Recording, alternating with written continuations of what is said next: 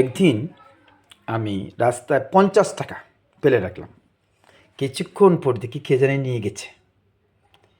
তাহলে 5,000 বা 50,000 ফেলে রাখলে তো অবশ্যই নিয়ে যাবে। আমি বলতে চাই যে আসলে আমাদের দেশের মানুষ সেরকমভাবে গড়ে ওঠে নাই, অর্থাৎ ইমানদার হিসেবে এখনও গড়ে উঠতে পারে নাই।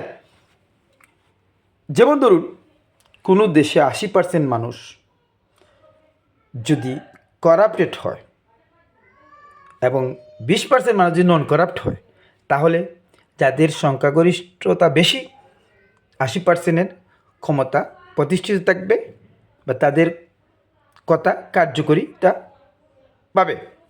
হবে। আর 20% সংখ্যালঘু তারা মাইনাস।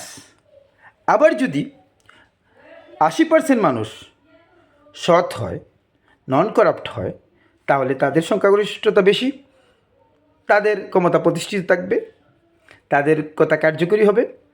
আর 20% তারা সংখ্যালঘু, তারা খারাপ, তাদের ক্ষমতা প্রতিষ্ঠিত থাকবে না, তাদের কথা কার্যকরী হবে না। ফার্স্ট অফ অল, আমাদের দেশে ভালো লোক তৈরি করতে হবে, ভালো জনমত তৈরি করতে হবে আগামী ভবিষ্যতের জন্য, আগামী বিশ্বের জন্য। It is my humble application, it is my humble speaking.